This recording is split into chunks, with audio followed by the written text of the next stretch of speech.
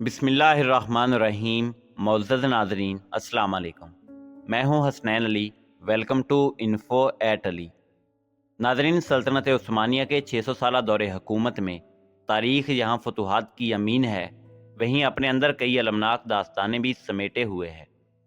سلطنت عثمانیہ کے تخت پر بیٹھنے والے عثمانی سلطانوں کا شمار دنیا کے طاقتور ترین افراد میں ہوتا تھا، اور 3 براعظموں پر پھیلی عظیم و شان سلطنت عثمانیہ کی مساجد میں جمعہ کے خطبے میں سلطان کا نام پکارا جاتا تھا۔ مگر اپنے وقت کی سپر پاور سلطنت عثمانیہ کے کچھ سلاطین کا انجام انتہائی بھیانک اور دردناک تھا، اور آج کی ویڈیو میں ہم آپ کو 7 ایسے عثمانی سلاطین کے بارے میں بتائیں گے جو غیر طبیعی موت مرے، یعنی یا تو وہ شہید ہوئے یا قتل، اور یا ان کی موت آج بھی ایک معمہ ہے۔ مگر ویڈیو میں آگے بڑھنے سے پہلے اگر آپ ہمارے چینل انفو ایٹ علی پر نئے ہیں تو برائے مہربانی ہمارا چینل سبسکرائب کریں، جہاں آپ کو بالخصوص اسلام کے ہسٹری اور بالعموم دنیا بھر کی منفرد معلومات پر مبنی ویڈیوز ملتی رہیں گی۔ نمبر 1، سلطان مراد اول۔ ناظرین، سلطان مراد اول سلطان اور خان غازی کے بیٹے تھے، اور سلطنت عثمانیہ کے بانی اور عزم و بہادری کے پیکر سلطان عثمان بے آپ کے دادا تھے۔ سلطان مراد اول 1359 میں اپنے والد کی وفات کے بعد تخت نشین ہونے والے تیسرے عثمانی سلطان تھے۔ انہوں نے 9 فتوحہ شہر ادرنا کو دارالحکومت قرار دے کر یورپ میں عثمانی پیش قدمی کو مضبوط کیا، اور بلکان کا بیشتر علاقہ عثمانی قلمرو میں شامل کیا، اور بازنطینی حکمران کو خراج دینے پر مجبور کیا۔ ناظرین، سلطان مراد اول پہلے حکمران تھے جنہوں نے آل عثمان کو پہلی بار سلطنت عثمانیہ میں تبدیل کیا۔ ان کے دور حکومت میں موجودہ بلغاریہ کا دارالحکومت صوفیہ سلطنت عثمانیہ میں شامل ہوا۔ انہوں نے پہلی جنگ کوسوو میں بلکان کی مسیحی افواج کو شکست دی۔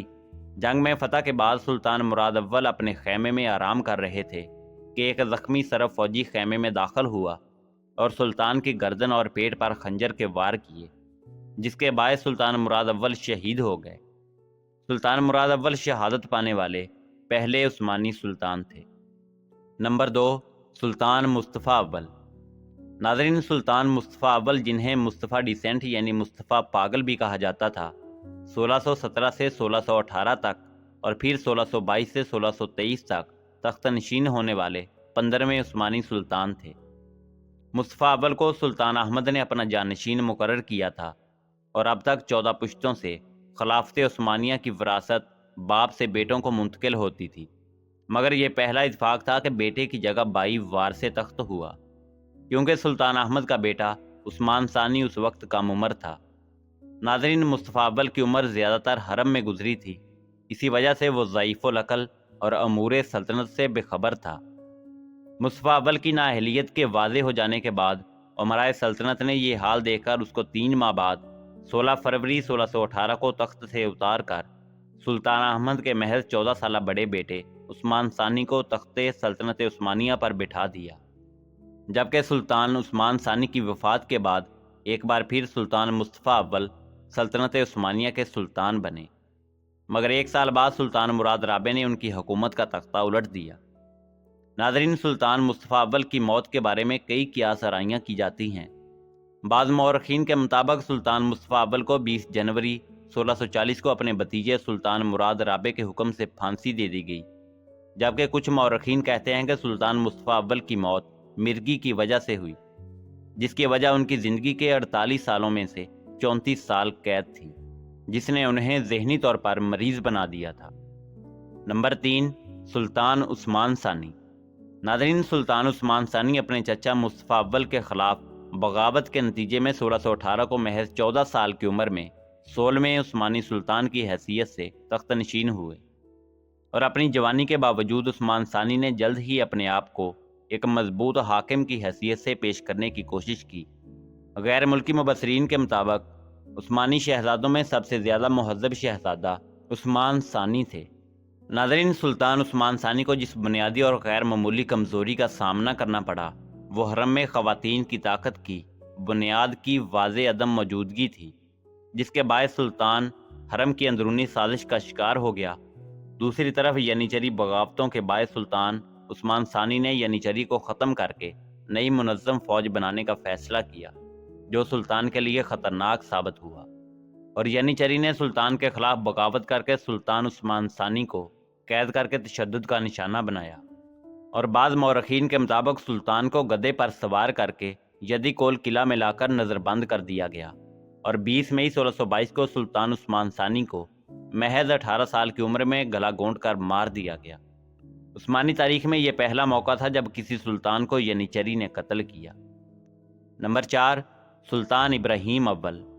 ناظرین، سلطان ابراہیم اول فروری 1640 کو اپنے بھائی مراد رابع کی وفات کے بعد 25 سال کی عمر میں 1640 سے 1648 تک عثمانی تخت پر بیٹھنے والا 18واں سلطان تھا۔ سلطان مراد رابع نے تخت سنبھالنے کے بعد اپنے بھائیوں شہزادہ بایزید، شہزادہ سلیمان اور شہزادہ قاسم کو قتل کروا دیا، مگر ابراہیم خوش قسمتی سے موت سے تو بچ گیا، مگر بچپن سے ہی اسے ایک ایسے کمرے میں قید کیا گیا جس کی کوئی کھڑکی تک نہیں تھی، جس کی وجہ سے سلطان ابراہیم کو ذہنی طور پر مرض لاحق ہو گیا۔ اس کے سر پر ہمیشہ موت کے سائے منڈلانے لگے۔ جب مراد رابع کی موت واقع ہوئی تو اسے قید سے نکالنے اور سلطان بنانے کے لیے لوگ وہاں پہنچے، تو وہ سمجھا اسے قتل کرنے کے لیے آئے ہیں۔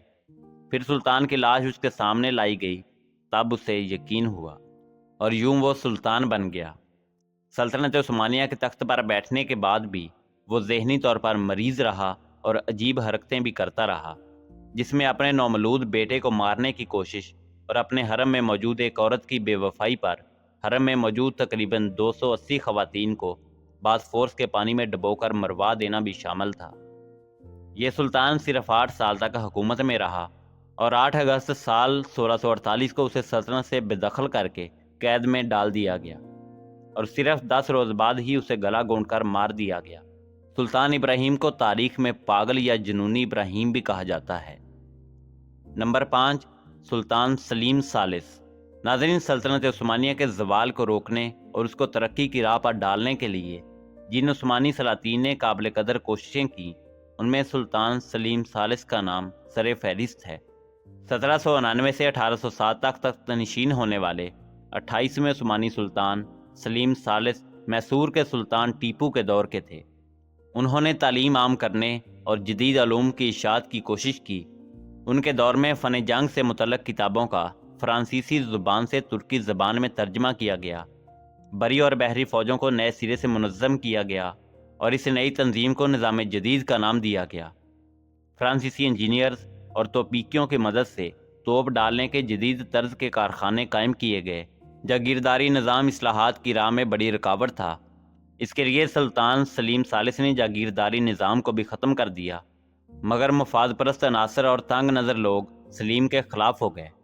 ناظرین، سب سے بڑی مشکل یہ تھی کہ ینیچری، جو کسی زمانے میں ترکی کی سب سے منظم اور طاقتور فوج تھی، نظام جدید کے خلاف تھی، اور وہ اپنی اجارہ داری قائم رکھنا چاہتی تھی۔ ینی تحریک سپاہیوں نے جدید یورپی اسلحے اور جنگی طریقوں کو اختیار کرنے سے انکار کر دیا۔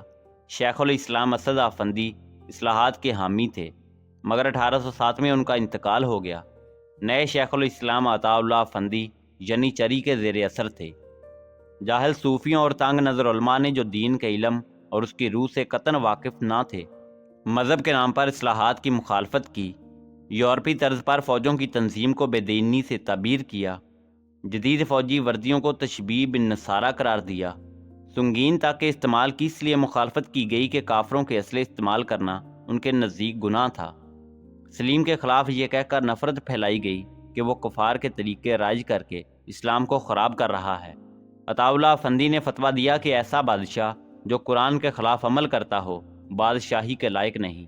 آخرکار 1807 میں سلیم کو معزول کر کے قتل کر دیا گیا۔ ناظرین، یہ پہلا موقع تھا کہ مذہبی پیشواؤں نے اپنی جہالت اور تاریخ خیالی سے اسلام کے معنی ترقی ہونے کا غلط تخیل پیدا کیا۔ نمبر 6، سلطان مصطفیٰ رابع۔ ناظرین، سلطان مصطفیٰ رابع 1807 سے 1808 تک سلطنت عثمانیہ کی باغڈور سنبھالنے والے 19ویں عثمانی سلطان تھے۔ مصطفیٰ 29 مئی 1807 کو اپنے چچا زاد سلطان سلیم کی معزولی کے بعد تخت نشین ہوئے۔ سلطان مصطفیٰ رابع ہنگامہ خیز واقعات کے نتیجے میں تخت نشین ہوئے تھے، جس کی وجہ سے سلطان سلیم کے خلاف فتویٰ تھا کہ وہ مسلمانوں کے درمیان کافروں کے عذاب کو متعارف کروانے اور ینی طریقوں کو دبانے کا ارادہ رکھتے ہیں۔ مصطفیٰ کا مختصر دور حکومت انتہائی تکلیف دہ تھا، یعنی چری نے سارے قسطنطنیہ میں ہنگامہ برپا کر دیا اور سلطان سلیم کے حامی افراد کو چن چن کر مارا گیا۔ سلطان مصطفیٰ رابع کا 1 سالہ دور حکومت لڑائیوں اور بغاوتوں میں گرا رہا اور بالآخر مصطفیٰ رابع کو بعد میں 16 نومبر 1808 کو سلطان محمود ثانی کے حکم پر قتل کر دیا گیا۔ نمبر 7، سلطان عبدالعزیز اول۔ ناظرین، سلطان عبدالعزیز اول سلطنت عثمانیہ کے 32ویں سلطان تھے، جنہوں نے 25 جون 1861 سے 30 مئی 1876 تک عنان اقتدار سنبھالی۔ وہ سلطان محمود ثانی کے صاحبزادے تھے اور 1861 میں اپنے بھائی عبدالمجید اول کے بعد تخت سلطانی پر براجمان ہوئے۔ آپ کے دور میں عوامی تعلیم کے نظام کو فرانسیسی طرز پر منظم کیا گیا اور جامعہ استنبول کو جدید خطوط پر استوار کیا گیا۔ سلطان عبدالعزیز نے بلقان کے صوبوں میں بغاوتوں کے باعث روسی سلطنت سے دوستانہ تعلقات استوار کیے۔ عبدالعزیز کے دور حکومت میں سلطنت عثمانیہ کے فرانس اور برطانیہ سے بھی دوستانہ تعلقات قائم ہوئے، اور وہ پہلے عثمانی سلطان تھے جنہوں نے 1867 میں مغربی یورپ کا دورہ کیا، جس میں انگلینڈ کا دورہ بھی شامل تھا۔ انہوں نے یہ سفر ایک نجی ریل کار کے ذریعے کیا جو آج بھی استنبول کے RM کے عجائب گھر میں محفوظ ہے۔ 1875 میں سلطنت تقریباً دیوالیہ ہو گئی، جس کی وجہ سے جہاں ایک جانب افواج کی جدید خطوط پر تربیت و تنظیم نو تھی، وہیں اس میں سلطان کے شاہانہ پرتعیش طرز زندگی اور عظیم تعمیراتی منصوبہ جات کا بھی ہاتھ تھا۔ علاوہ ازیں 1875 میں بوسنیا اور بلغاریہ میں بغاوتیں شروع ہو گئیں اور 11 مئی 1876 کو دارالخلافہ میں بغاوت کے نتیجے میں 29 اور 30 مئی 1876 کی درمیانی رات سلطان کو استعفیٰ دینے پر مجبور کر دیا گیا۔ 4 جون کو ان کی لاش محل میں پائی گئی۔ ان کی موت کے حقیقی اسباب معلوم نہیں ہو سکے۔ خودکشی یا قتل کو ان کی موت کا سبب سمجھا جاتا تھا۔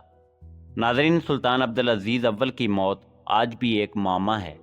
ناظرین، اجازت دیجیے کہ آپ کو ہماری ویڈیو پسند آئی ہوگی۔ ملتے ہیں بہت جلد ایک نئی معلوماتی ویڈیو کے ساتھ۔ دیکھتے رہیے info@ali۔ اللہ رب العزت آپ کا حامی و ناصر ہو۔